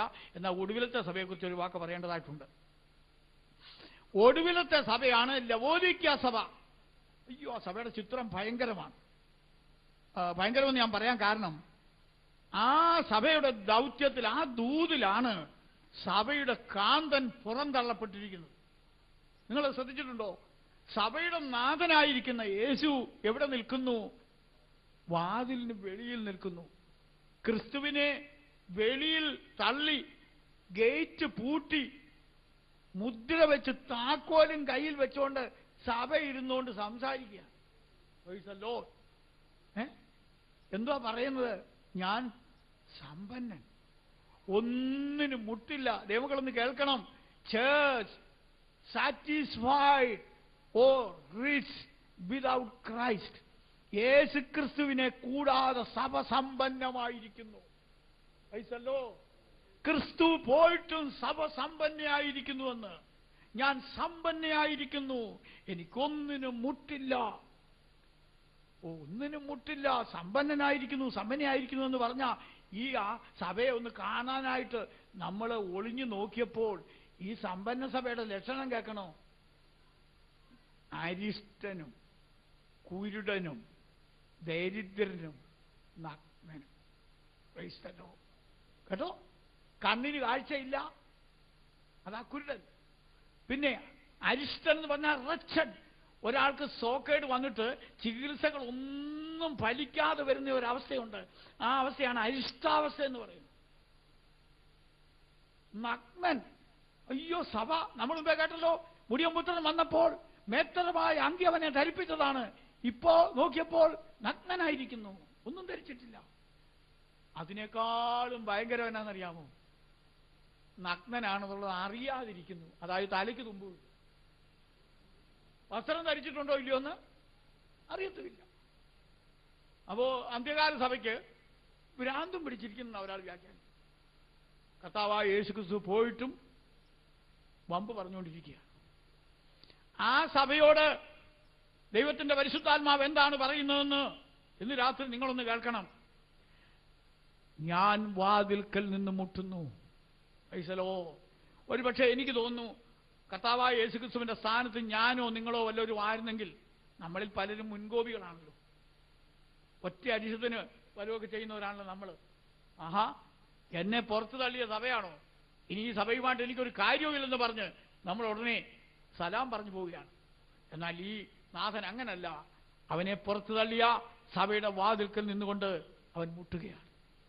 ഞാൻ വാതിൽക്കൽ നിന്ന് മുട്ടുന്നു, ആരെങ്കിലും എന്റെ ശബ്ദം കേട്ട് വാതിൽ തുറന്നാൽ. നിങ്ങൾ ഒരു കാര്യം കൂടെ ഇന്ന് രാത്രി മനസ്സിലാക്കണം. അപ്പൊ 7 സഭകളോട് പരിശുദ്ധാത്മാവ് സംസാരിക്കുമ്പോൾ ആദ്യത്തെ സഭയെ സഭയായിട്ട് തന്നെ കണക്കിലെടുത്തുകൊണ്ട് ആദ്യത്തെ പ്രവൃത്തി ചെയ്യാനൊക്കെ അവരോട് പറയുന്നുണ്ട്. കുറച്ചുകൂടെ കഴിഞ്ഞ് സർദീസ് സഭയോടും മറ്റും സംസാരിക്കുമ്പോൾ മൈനോറിറ്റിയിലേക്ക് വന്നു, കുറെ പേരുണ്ടെന്നാണ് പറയുന്നത്. എന്നാൽ ഒടുവിലത്തെ സഭയോട് സംസാരിക്കുമ്പോൾ ആരെങ്കിലും എന്റെ ശബ്ദം കേട്ട് വാതിൽ തുറന്നാൽ ഞാൻ അവനോടും അവൻ എന്നോടും ഇൻഡിവിജ്വൽ കേസായിട്ട് മാറിയിരിക്കുക. അവസാന ഭാഗത്തേക്ക് വന്നപ്പോൾ മൈനോറിറ്റിയുമില്ല, എണ്ണപ്പെട്ട വ്യക്തികളെ കിട്ടുകയാണെങ്കിൽ ഭാഗ്യം എന്നുള്ള നിലയ്ക്ക് വന്നിരിക്കുക. എന്റെ ആശയത്തോട് നിങ്ങൾ യോജിക്കുന്നുണ്ടോ? Price the lord, hallelujah. വലിയ ആർപ്പ് വിളിച്ചത് കൊണ്ടോ വലിയ പ്രകടനങ്ങൾ നടത്തിയത് കൊണ്ടോ ഒന്നും കാര്യമില്ല. Price the Lord. ഇസ്രായേൽ മക്കൾക്ക് അവരുടെ ചരിത്രം പഠിക്കുന്നവർക്കറിയാം. ഞാൻ എന്റെ ഭാഷയിൽ പറയുകയാണ്, അവർ യുദ്ധരംഗത്തേക്ക് വരുമ്പോൾ, ശത്രുവിനോടുള്ള യുദ്ധം ഭയങ്കരമായി തീരുമ്പോൾ, ശത്രു വല്ല കാരണത്താലും കീഴടങ്ങുന്നില്ലെന്ന് അവർക്ക് തോന്നിയാൽ ശത്രുവിനെ നശിപ്പിക്കാനായിട്ട് ഉപയോഗിക്കാനുള്ള ഒരു ആറ്റം ബോംബ് അവരുടെ കയ്യിലുണ്ടായിരുന്നു. വേദവസം പഠിച്ച ആളുകൾക്ക് ആറ്റം ബോംബിന്റെ പേര് പറയാവോ? യഹോവയുടെ പെട്ടകം പോർക്കളത്തിലേക്ക് കൊണ്ടുവരിക. ദൈവത്തിന്റെ പെട്ടകം കൊണ്ടുവന്ന് കഴിഞ്ഞാൽ ശത്രുവിന് പിന്നെ നിലനിൽപ്പില്ല. Praise the lord. അതാണ് ആ ദൈവജനത്തിന്റെ കയ്യിലെ ആറ്റം ബോംബായിരുന്നു നിയമപ്പെട്ടകം. അത് ഈ ശത്രുക്കൾക്ക് അറിയാം. നിങ്ങൾ ഓർക്കുന്നുണ്ടോ, ഫെലിസ്ത്യരുമായിട്ടുള്ള യുദ്ധത്തിൽ ഒരിക്കല് ഒപ്പിനിയും പിനഹാസും ഒക്കെ ലീഡർഷിപ്പ് കൊടുത്തിരുന്ന ആ കാലഘട്ടത്തിൽ ഒരു യുദ്ധരംഗത്ത് പെട്ടകം കൊണ്ടുവന്നു. പെട്ടകം കൊണ്ടുവന്ന വിവരം എങ്ങനെയോ ശത്രുക്കൾ അറിഞ്ഞു. അവരയ്യോ എന്ന് നിലവിളിച്ചു പോയി. ഓർക്കുന്നുണ്ടോ ആ ഭാഗം? അവരോട് തന്നെ പറഞ്ഞത്, ഫെലിസ്ത്യരെ നിങ്ങൾക്ക് അയ്യോ കഷ്ടം, യഹോവയുടെ പെട്ടകം കൊണ്ടുവന്നിരിക്കുന്നു, ശക്തനായ ദൈവം പാളയത്തിൽ വന്നിരിക്കുന്നു, ഫെലിസ്ത്യരെ നിങ്ങൾക്ക് അയ്യോ കഷ്ടം എന്ന് പറഞ്ഞു. പക്ഷേ അവരിങ്ങനെ കഷ്ടം പറഞ്ഞുകൊണ്ടിരിക്കുന്ന നേരത്ത് രഹസ്യങ്ങൾ അറിയാവുന്ന പിശാചുണ്ടല്ലോ, പിശാച് ഫെലിസ്ത്യരോട് പറഞ്ഞെന്നാണ് എന്റെ വിചാരം. ഫെലിസ്ത്യരെ, ഈ പ്രാവശ്യം നിങ്ങൾ പേടിക്കണ്ട, നിങ്ങൾ വിവരം അറിഞ്ഞേച്ച് കഷ്ടം പറഞ്ഞേച്ചാൽ മതിയെന്ന് പറഞ്ഞു. അതെന്നാ ഈ പ്രാവശ്യം പാളയത്തിലോട്ട് പെട്ടകം കൊണ്ടുവന്നത് കൊണ്ട് ഫെലിസ്ത്യരെ നിങ്ങൾക്ക് പേടിക്കുവാനില്ല. കാരണം ഈ പെട്ടകത്തിന്റെ പേര് നിയമപ്പെട്ടകമെന്നാണ്. ഇത് നിയമമനുസരിച്ച് മാത്രം പ്രവർത്തിക്കുന്ന ഒരു പെട്ടകമാണ്. ഈ പ്രാവശ്യം ഇതിനെ കൊണ്ടുവന്നവർ പാപത്തോടുകൂടിയാണ് ഇതിനെ കൊണ്ടുവന്നിരിക്കുന്നത്. അതുകൊണ്ട് അവർക്ക് തന്നെ വിനാശം വരും, നിങ്ങൾ പേടിക്കണ്ടെന്ന് പിശാച് അവരോട് പറഞ്ഞു. ഉടനെ നിങ്ങൾ ഇന്ന് എന്ന് വായിച്ചു നോക്ക്. ഉടനെ ഈ അയ്യോ കഷ്ടമെന്ന് പറഞ്ഞ ഫെലിസ്ത്യര് അവരുടെ മുദ്രാവാക്യം മാറ്റിയിട്ട് അവരെന്ത് പറഞ്ഞെന്നറിയാമോ? ഫെലിസ്ത്യരെ പുരുഷത്വം കാണിപ്പിക്കുന്നു. എബ്രായർ നിങ്ങൾക്ക് ദാസന്മാരായിരിക്കുന്നത് പോലെ നിങ്ങൾ അവർക്ക് ദാസന്മാരായിരിക്കരുതെന്ന് പറഞ്ഞവർ ധൈര്യപ്പെട്ടു. ആ ഭാഗം വായിച്ചാൽ അറിയാം, അനിഷ്ട സംഭവങ്ങൾ ഒന്നിനു പിറകെ ഒന്നായിട്ടുണ്ടായി. ഇസ്രായേൽ തോറ്റു, ഫെലിസ്ത്യർ ജയിച്ചു. ഹോപ്നിയും ഫീനഹാസും കൊല്ലപ്പെട്ടു. Price the Lord. ഫീനഹാസിന്റെ ഭാര്യ അതേ ഈ ദുരന്ത വാർത്ത അറിഞ്ഞപ്പോൾ നിലത്ത് വീണ് അകാലത്തിൽ ഒരു മകനെ പ്രസവിച്ചു. മഹത്വം ഇസ്രായേലിൽ നിന്ന് പോയി എന്ന് പറയത്തക്കവണ്ണം ഈ കാബോദ് എന്ന പൈതലിന് പേര് കൊടുത്തു. അതിനേക്കാളൊക്കെയും ഭയങ്കരമായി ചരിത്രത്തിൽ കേട്ടുകേൾവിയില്ലാതെ ഇരുന്ന ഒരു കാര്യം, യഹോവയുടെ പെട്ടകം പിടിക്കപ്പെട്ടു. യഹോവയുടെ പെട്ടകം പിടിക്കപ്പെട്ടു. ചരിത്രത്തിൽ ഇതുവരെ ഉണ്ടായിട്ടില്ലാത്തൊരു സംഭവമാണ്. ബാക്കി കാര്യങ്ങളൊക്കെ നിങ്ങൾക്ക് അറിയാമല്ലോ. അതുകൊണ്ട് ഞാൻ പറഞ്ഞതിന്റെ സാരം എന്താണെന്ന് ചോദിച്ചാൽ, നമ്മുടെ ശക്തിയും നമ്മുടെ വിജയവും എല്ലാം ദൈവ പ്രമാണത്തിൽ നിൽക്കുന്നതിന്റെ അടിസ്ഥാനത്തിലാണ്. പ്രമാണം തെറ്റിയിട്ട് ഭൂമി കുലുങ്ങുന്നത് പോലെ ആർപ്പ് വിളിച്ചാലും ജയമുണ്ടാകുകയില്ല. Praise the lord. Hallelujah. Praise the Lord.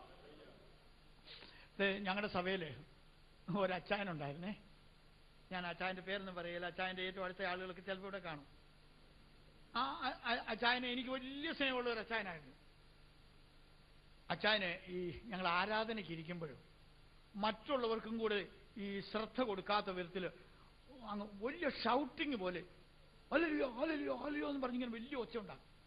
അപ്പോൾ ആളുകളുടെ കോൺസെൻട്രേഷൻ കൂടെ അങ്ങ് പോകും. അപ്പോൾ പലരും ഇത് പരാതി പറഞ്ഞു. ആർക്കും പറയാൻ ധൈര്യമില്ല എന്ന് ചോദിച്ചു എന്നോട് പറഞ്ഞു. അപ്പോൾ ഒരു ദിവസം ഞാൻ പറഞ്ഞു, അച്ചായ അഞ്ഞു വന്നു ഒരു കാര്യം പറഞ്ഞു. അച്ചായൻ ഈ ആരാധിക്കുമ്പോഴേ ഈ കണക്കിലധികം ഈ ഷൗട്ട് ചെയ്യുന്ന പോലെ വെക്കുന്നതുകൊണ്ട് മറ്റുള്ളവരുടെ ശ്രദ്ധ കൂടെ മാറിപ്പോകുന്നുണ്ട്. അതുകൊണ്ട് ശാന്തമായി ദൈവത്തെ സ്തുതിക്കുന്നതായിരിക്കും നല്ലതെന്ന് പറഞ്ഞു. ഉടനെ ഇത് എന്നോട് പറയാം, ബൈബിൾ വായിച്ചിട്ടില്ലേ? ഞാൻ പറഞ്ഞു, ഞാൻ വായിച്ചിട്ടുണ്ട്. എങ്ങനെയാ എറിഹോ മതിൽ വീണത്? ഞാൻ പറഞ്ഞു, അതെനിക്കറിയാം. അച്ചായൻ പറ, ഇസ്രായേൽ മക്കൾ ആർപ്പ് വിളിച്ചപ്പോഴാണ് എറിഹോ മതിൽ വീണത്. അപ്പം ഞാൻ ചോദിച്ചു, അങ്ങനെയാണ്, ആർപ്പ് വിളിയുടെ ശക്തി കൊണ്ടാണ്. എന്നാ ഒരു കാര്യം ചെയ്യും, ഞങ്ങളുടെ മുമ്പിൽ അവിടെ ഒരു മലയുണ്ട്, അവിടെ വന്ന് ആർപ്പ് വിളിച്ചാൽ ഒന്ന് മാറ്റി തരാമെന്ന്. അപ്പൊ അദ്ദേഹനോട് ചോദിച്ചു, പിന്നെ എങ്ങനെയാ? ഞാൻ പറഞ്ഞ, അച്ചായ ചുമ്മാതെ ആർപ്പ് വിളിച്ചത് കൊണ്ടൊന്നുമല്ല, ഭാഗം വായിച്ചു നോക്കണം. അവർ വ്യവസ്ഥ പ്രകാരം മൗനമായി നടക്കേണ്ട സമയത്ത് മൗനമായി നടന്നു. അവർ ചെയ്യേണ്ട കാര്യങ്ങൾ പടിപടിയായിട്ട് അവർ ചെയ്തു. ഒടുവിൽ ആർപ്പ് വിളിക്കേണ്ട സമയത്ത് അവർ ആർപ്പ് വിളിച്ചു. അതിന്റെ ആകത്തുകയായിട്ടാണ് വിജയമുണ്ടായത്. അല്ലെങ്കിൽ തന്നെ ഞാൻ അച്ചായനോട് ചോദിച്ചു, അച്ചായ നമ്മളൊക്കെ യാക്കോബായ സഭയിൽ പറഞ്ഞവരല്ലേ? അതെ. ആർപ്പ് വിളിച്ചെന്ന് പറഞ്ഞാൽ അച്ചായൻ എന്തോ മനസ്സിലാക്കിയിരിക്കുന്നത്? പോയിൻ പോയിൻ പോയിൻ അങ്ങനെ പറഞ്ഞപ്പം വീണെന്നാണോ? അല്ല. പിന്നെന്തുവാ? അച്ചായ ആർപ്പ് വിളിച്ചത് ചുമ്മാ ശബ്ദഘോഷമല്ലായിരുന്നു.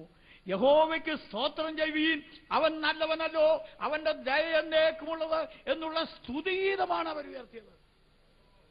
അപ്പോൾ സ്തുതികളിന്മേൽ അധിവസിക്കുന്ന ദൈവം അവിടെ പ്രത്യക്ഷപ്പെട്ട് ശത്രുവിനെ പരാജയപ്പെടുത്തുകയായിരുന്നു ചെയ്തതെന്ന് ഞാൻ പറഞ്ഞു. എന്റെ ആശയം മനസ്സിലായോ? വ്യവസ്ഥ തെറ്റിച്ചതിന് ശേഷം വലിയ ബഹളം ഉണ്ടാക്കിയാൽ വിജയം ഉണ്ടാകുകയില്ല. Price the Lord. ശത്രു നമ്മുടെ പഴുത് കണ്ടുപിടിച്ചിട്ട് ദൈവസന്നിധിയിൽ റിപ്പോർട്ട് ചെയ്യുന്നവനാണ്. എല്ലാവരും ഓർക്കണം, ജീവിതത്തിൽ ക്രമീകരണമില്ലാതെ ദൈവവചനം ശുശ്രൂഷിക്കുകയോ പ്രൈസ് ദി ലോർഡ് ആത്മീയ ശുശ്രൂഷകൾ ചെയ്യുകയോ ചെയ്താൽ വലിയ അപകടകരമാണ്. ഈ വേദപുസ്തകം പറയുന്നത്,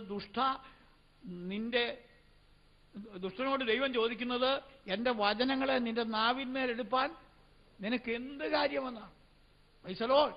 ഞാൻ എന്റെ ഹൃദയത്തിൽ അകൃത്യം കരുതിയിരുന്നെങ്കിൽ യഹോവ കേൾക്കയില്ലായിരുന്നു എന്ന് പറയുന്ന ഒരു പുസ്തകമാണ് ഈ പുസ്തകം. അതുകൊണ്ട് ദൈവവചനം പ്രസംഗിക്കുന്നവനും ദൈവവചനം അനുസരിക്കുന്നവനും എല്ലാം ദൈവത്തിന്റെ വ്യവസ്ഥയിൽ നിന്ന് പോകുന്നെങ്കിൽ മാത്രമേ നമുക്ക് ഗതിയുള്ളൂ എന്നുള്ള സത്യം ഇന്ന് രാത്രി ഞാൻ അറിയിക്കുന്നു. ഹല്ലേലൂയ. അതേ ലവോദിക്ക സഭയോട് ദൈവത്തിന്റെ ആത്മാവ് പറയുമ്പോൾ, ആരെങ്കിലും എന്റെ ശബ്ദം കേട്ട് വാതിൽ തുറന്നാൽ ഞാൻ അവനോടും അവൻ എന്നോടും കൂടി അത്താഴം കഴിക്കും. Price the Lord.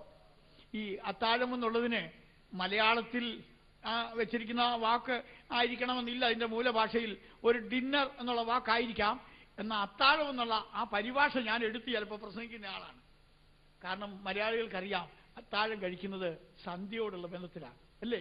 അങ്ങനെയാണെങ്കിൽ ലവോദിക്ക സഭയോട് ദൈവത്തിന്റെ ആത്മാവ് സംസാരിക്കുമ്പോൾ ബ്രേക്ക്ഫാസ്റ്റ് അല്ല, ഉച്ചക്കത്തെ നൂൺ മീലല്ല, പിന്നെയോ സന്ധ്യാസമയത്തെ ആഹാരമാകുന്ന താഴം കഴിക്കുമെന്നാ പറയുന്നത്.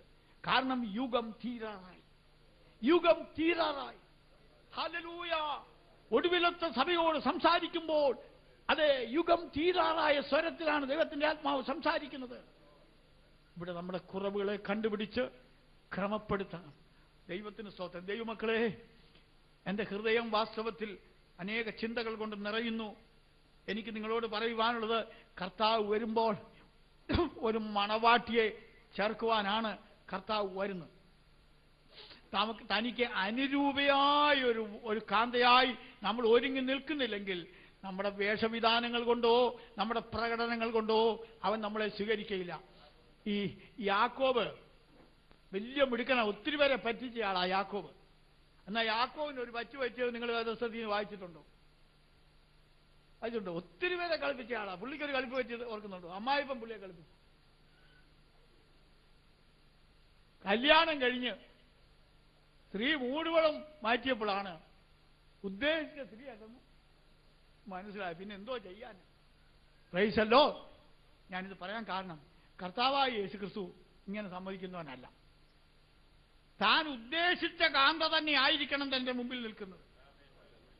അല്ലാതെ മൂടുപടവും ഇട്ടുകൊണ്ട് യേശുവിനെ കബളിപ്പിക്കാമെന്ന് ആരും വിചാരിക്കണ്ട. തന്റെ കാന്തയുടെ യോഗ്യത തന്റെ വചനത്തിൽ എഴുതിയിട്ടുണ്ട്. കറ, ചുളുക്കം, വാട്ടം, മാലിന്യം എന്നിവയൊന്നുമില്ലാതെ തനിക്ക് തന്നെ തന്റെ മുമ്പിൽ നിൽക്കുവാൻ യോഗ്യയായ ഒരു മണവാട്ടി, തന്റെ തുല്യ യോഗ്യതകളുള്ളതായ ഒരു മണവാട്ടിയെ ചേർക്കുവാനാണ് യേശു വരുന്നത്. ഒന്നുകൂടെ കർത്താവിനെ ഒന്ന് സ്തുതിച്ചാട്ട് ഞാൻ എന്റെ വാക്കുകൾ ഇവിടെ അവസാനിപ്പിക്കുമ്പോൾ തന്നെ, ടൈലർ സ്മിത്ത് എന്ന് പറഞ്ഞ ഒരു ഭക്തനായ ഒരു ദൈവത്തിന്റെ ദാസൻ പറഞ്ഞ ഒരൊറ്റ ആശയം കൂടെ നിങ്ങളുടെ മുമ്പിൽ ഒന്ന് കാണിച്ചുകൊണ്ട് പ്രാർത്ഥനയ്ക്ക് വേണ്ടി വിളിക്കുന്നു. അതായത്, ഈ മുടിയനായ പുത്രൻ അപ്പന്റെ വീട്ടിൽ വന്ന് അപ്പനോടും ആ കുടുംബത്തോടും സംയോജിച്ചതിനെ കുറിച്ച് ആ ദൈവത്തിന്റെ ദാസൻ പറയുമ്പോൾ അദ്ദേഹം പറഞ്ഞത്, ഉൽപ്പത്തി പുസ്തകം മുതൽ ആവർത്തന പുസ്തകം വരെയുള്ള 5 പുസ്തകങ്ങൾ അപ്പോൾ അവന്റെ ജീവിതത്തിൽ നിറവേറിയെന്നാണ്. എങ്ങനെ? Price the Lord. ഒരു പാപി ദൈവത്തിങ്കിലേക്ക് മടങ്ങി വരുമ്പോൾ, അവന്റെ പാപം ഏറ്റു പറയുമ്പോൾ, ഉൽപ്പത്തി മുതൽ ആവർത്തനം വരെയുള്ള 5 പുസ്തകങ്ങളുടെ അനുഭവത്തിലേക്ക് അവൻ വരുന്നുവെന്നാണ്. അതെങ്ങനെയാണെന്ന് നമുക്കൊന്ന് നോക്കാം. ദൈവത്തിന് സ്തോത്രം. ഇവൻ വീട് വിട്ടുപോയി, ഇവൻ മടങ്ങി വന്നു. അപ്പൻ അവനെ സ്വീകരിച്ചു. അവനെ കൈക്കൊണ്ട് കഴിഞ്ഞപ്പോൾ അവൻ ഉൽപ്പത്തിയുടെ അനുഭവത്തിലേക്ക് മടങ്ങി വന്നു. അവന്റെ ആദ്യത്തെ അനുഭവത്തിലേക്ക് അവൻ തിരിച്ചു വന്നു. Praise the lord.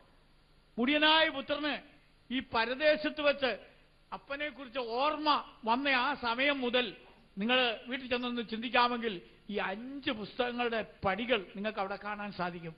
ഞാൻ ആദ്യ ദിവസം അത് വായിപ്പിച്ചുകൊണ്ട് അതിലേക്ക് കടക്കുന്നില്ല. അപ്പോൾ അവന് സുബോധം വന്നു. Praise the lord. സുബോധം വന്നപ്പോൾ, അപ്പന്റെ വീടിനെ കുറിച്ചുള്ള ഓർമ്മ അവന്റെ മനസ്സിൽ വന്നപ്പോൾ അവൻ ഉൽപ്പത്തിയുടെ അനുഭവത്തിലേക്ക് വന്നു. അടുത്ത പുസ്തകം പുറപ്പാടാണ്. അവൻ വീട്ടിലേക്ക് യാത്രയായി. വീട്ടിൽ വന്നു കഴിഞ്ഞപ്പോൾ അവനെ സ്വീകരിക്കുന്നതിനോടുള്ള ബന്ധത്തിൽ അവന്റെ പിതാവ് പല കാര്യങ്ങൾ ചെയ്ത കൂട്ടത്തിൽ ഒരു മേത്തരമായ ഒരു മൃഗത്തെ കൊന്ന് അവിടെ സദ്യ ഒരുക്കിയതായിട്ട് നമ്മൾ വായിക്കുന്നുണ്ട്. ലേവ്യ പുസ്തകം നിറവേറിയെന്നാണ് ടൈലർ സ്മിത്ത് പറയുന്നത്. അതായത്, എന്നെയും നിങ്ങളെയും വീണ്ടെടുത്ത് ആ ആദ്യത്തെ അനുഭവത്തിലേക്ക് കൊണ്ടുവരുന്നതിന് ദൈവം തയ്യാറായപ്പോൾ യാഗങ്ങളുടെ പുസ്തകമായിരിക്കുന്ന ലേവ്യ പുസ്തകത്തിന്റെ സത്യം അവിടെ നിറവേറി കാൽവറിയിൽ. അത് കഴിഞ്ഞിട്ട് സംഖ്യാപുസ്തകമാണ്. എന്ന് പറഞ്ഞാൽ, അപ്പൻ പറഞ്ഞത് നിങ്ങൾ കേട്ടിട്ടുണ്ടോ? എന്റെ മകൻ മരിച്ചവനായിരുന്നു, ഇപ്പൊ അവൻ ജീവിച്ചിരിക്കുന്നെന്ന്. Again he's number. അവനെ എണ്ണുകയാണ്. എന്നിട്ട് ഒടുവിൽ ആവർത്തനമാണ്. നഷ്ടപ്രായമായി പോയതെല്ലാം നമുക്ക് റിപ്പീറ്റ് ചെയ്ത് നമുക്ക് തിരികെ കിട്ടുന്നതായ ഒരു ഭാഗ്യത്തിലേക്ക് ദൈവം എന്നെ നിങ്ങളെ നടത്തുവാൻ പോകുകയാണ്.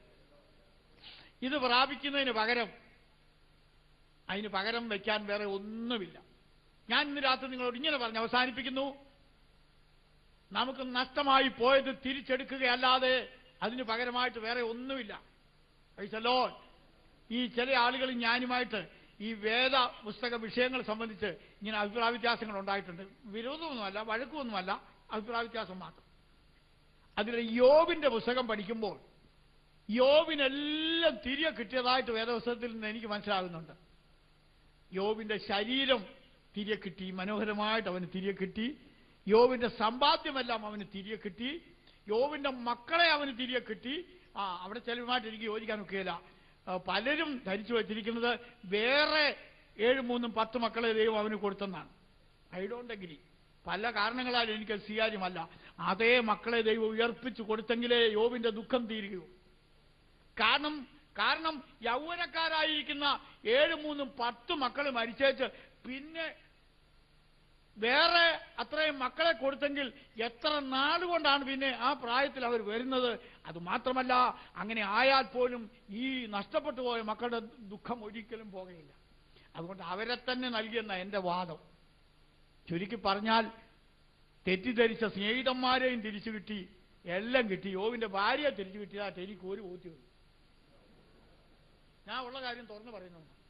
എന്താ കാര്യമെന്ന് ചോദിച്ചാൽ, അവന്റെ കഥ മുഴുവൻ നിങ്ങൾ വായിച്ചു നോക്ക്.